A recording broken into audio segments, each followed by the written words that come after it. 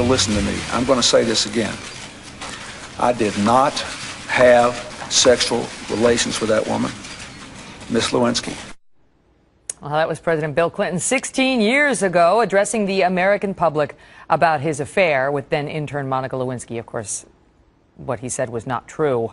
Just yesterday, that issue came up again when Senator Rand Paul suggested it will be fair game again if Hillary Clinton runs for president in 2016. The Democrats, one of their big issues is they've concocted and says Republicans are committing a war on women. One of the workplace laws and rules that I think are good is that bosses shouldn't prey on young interns in their office. And I think really the media seems to have given President Clinton a pass on this. He took advantage of a girl that was 20 years old and an intern in his office. There is no excuse for that. Mark Thiessen is a columnist for The Washington Post and a fellow at the American Enterprise Institute. Mark, should Bill's actions be relevant if Hillary runs for president? Yeah, well, first of all, I think Rand Paul just made Hillary's enemies list. You know, we remember we learned a few weeks ago. First of all, he didn't say anything that was outrageous or out of the ordinary. I mean, just a few weeks ago, we learned that Democratic Senator Claire McCaskill made Hillary's enemies list because she publicly stated that Bill Clinton was a fine president, but I wouldn't want my daughter around him. Right. And that put her on the enemies list. So I think Senator Paul didn't say anything that Democrats haven't said about Bill Clinton in the past. Well, I mean, his point about a boss shouldn't take advantage of an intern in the office, that's okay. It's the suggestion that this would be relevant if Hillary runs. But I don't think he's saying that exactly. I think what he's saying is that, for example, it's going to be very hard for Hillary to run on the Republican war against women with this in her background. Well, so not in her background, though. It's in his background.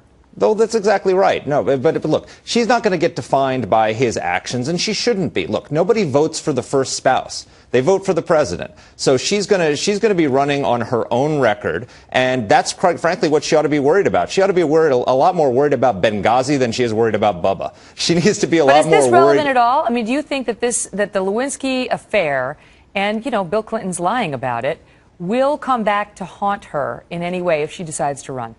I don't think it'll haunt her. What I think it makes it a point of hypocrisy for Democrats who turned a blind eye to what Bill Clinton did, but then accuse Republicans of waging a war on women. I think that's the limit of what its effect is. I don't think that anybody's going to choose whether or not they want Hillary Clinton for president based on what Bill Clinton did or didn't do in the White House. You know, let me just expand it in fairness to the president, or Bill Clinton and Hillary Clinton's critics.